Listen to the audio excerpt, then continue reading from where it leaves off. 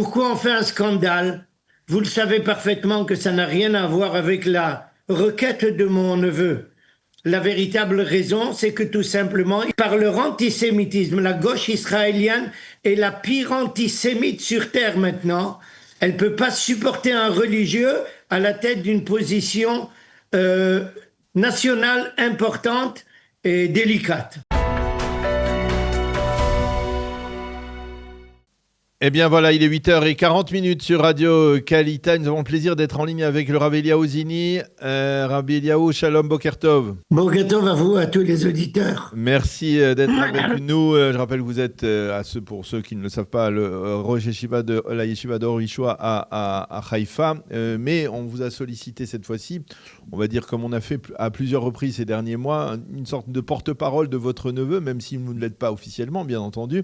Mais je voulais un peu avoir votre réaction par rapport à la polémique autour de son initiative, de sa démarche, la démarche de David Zini, chef du Shin Bet, de prévenir à l'avance, discrètement, des lauréates d'un prix de fonctionnaire du Shin Bet, des femmes qui devaient recevoir de lui une distinction, et de prévenir qu'il n'avait l'habitude, il ne serrait pas la main pour des raisons religieuses.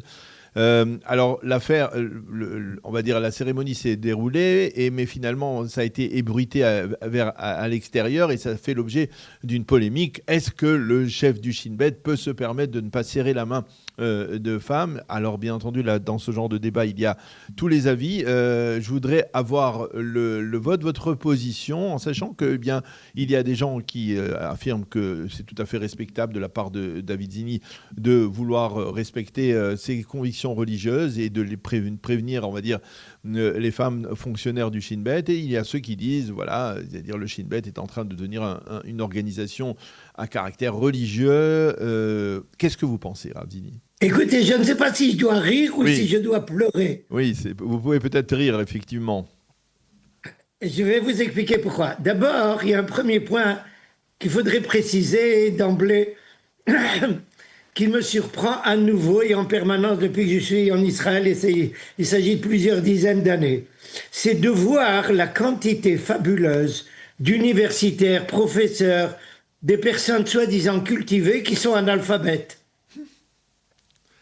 Profondément analphabètes. J'ai jamais vu ça, surtout pour des gens comme nous qui sont passés par la France, où les universitaires étaient des personnages de standing intellectuel élevé. Quand on voit des gens de niveau aussi bas sur le plan intellectuel dans le monde universitaire, on reste toujours époustouflé. Et j'explique pourquoi. Pour plusieurs points. Le premier est le suivant.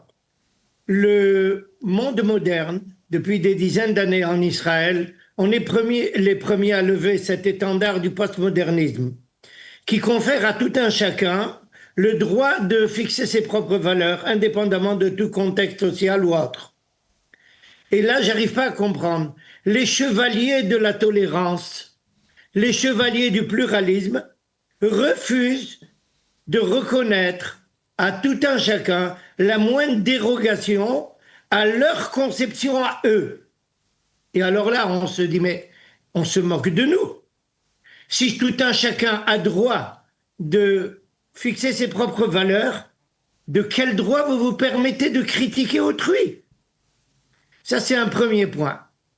Deuxième point, qui là me fait d'un côté sourire, mais d'un autre côté me révolte, c'est l'antisémitisme israélien. L'antisémitisme essentiellement de la quasi-totalité des moyens de communication. Vous n'en faites pas partie, Baruch Hashem. Mais vous le savez parfaitement, c'est un antisémitisme virulent. Si on avait eu des réactions comme ça en France, on aurait hurlé au scandale. Troisième point. J'ai une fille qui enseigne au Technion. Et comme elle est une excellente enseignante, alors elle a eu plusieurs fois et très souvent, de nombreuses années, un prix pour son enseignement qui lui est délivré dans une cérémonie Klal Technionite par le président du Technion. Et la première fois qu'elle a reçu ça, elle a refusé de tendre la main. Justement, qu'en tant que femme mariée, elle a refusé de tendre la main. Et bon, ça a un petit peu gêné, mais du coup, le Technion a pris une décision très respectable en disant qu'il n'a aucun problème à respecter un comportement pareil qui relève de valeurs juives, mais à une condition, c'est qu'on prévienne les gens qui feront partie de la cérémonie afin qu'il n'y ait pas un malentendu et Un malaise. un aspect, une situation un peu désagréable pour quiconque. Et c'est comme ça que ça se passe. Pourquoi on fait un scandale? Vous le savez parfaitement que ça n'a rien à voir avec la requête de mon neveu. La véritable raison, c'est que tout simplement, ils deviennent tout, par leur antisémitisme, la gauche israélienne est la pire antisémite sur terre maintenant. Elle ne peut pas supporter un religieux à la tête d'une position nationale importante et délicate. Et si je vous C'est la disais, seule et unique raison. et si je vous disais, Rav Zini, que peut-être, effectivement, on va dire ces courants de gauche, Yair Golan en particulier, mais d'autres également, eh bien, sentent que finalement, il y a un changement qui intervient dans la réalité israélienne, parce que cette affaire-là de votre neveu, ce n'est, on va dire, qu'une des affaires dont on parle. Il y a eu, par exemple, il y a quelques jours, un concert de la brigade de Golani, au cours de laquelle, eh bien, des soldates chanteuses se sont produites. Les soldats, des dizaines de soldats et d'officiers sont sortis de l'aréna à Jérusalem et ils sont allés danser et chanter à l'extérieur. Ça a bien entendu été remarqué, mais l'armée israélienne ne les a pas sanctionnés alors qu'il y a quelques années, l'armée israélienne les aurait sanctionnés. Ça veut dire qu'il y a un changement dans la réalité israélienne, en particulier après la guerre, avec une sorte de retour vers une forme de pratique religieuse, d'identité juive. Mais bien sûr, d'un côté, il y a un changement, mais nous parlons de la même minorité. Le gros problème de ces personnages qui se sont soulevés contre le comportement de mon neveu relève du fait qu'ils étaient par le passé ceux qui dominaient de façon uniquement eux dominaient le pays, et ils voient que la domination est passée à la majorité du peuple qui n'est pas d'accord avec eux. Et c'est ça qui les sort des gonds. Mais permettez-moi de toucher un point, à mon avis, plus important et qui va résoudre, j'espère, pour beaucoup de personnes, le problème. Il y a de cela 2 ou 3 ans, j'ai dû aller me rendre dans un bureau pour résoudre un problème quelconque, et me reçoit une jeune femme d'environ une trentaine d'années, extrêmement respectable et polie. Quand je rentre, elle me tend la main. Je lui ai dit, excusez-moi, ne vous fâchez pas, je suis rabbin, je n'ai pas l'habitude de donner la main à une femme. Elle a accepté ça, on s'est assis, on a réglé le problème qu'il fallait régler, mais en sortant, j'ai bien senti que cette personne croyait que je refusais de lui donner la main parce que pour un mépris pour les femmes ou parce que d'impureté ou des tas de sornettes que leur ingurgent tous les moyens de communication insupportables d'Israël. Alors je lui ai dit la chose suivante, je lui ai dit, excusez-moi, permettez-moi, j'ai vu que vous étiez un petit peu surpris de mon refus. Alors je voudrais vous expliquer pourquoi j'ai refusé de vous tendre la main. Et je lui ai dit la chose suivante.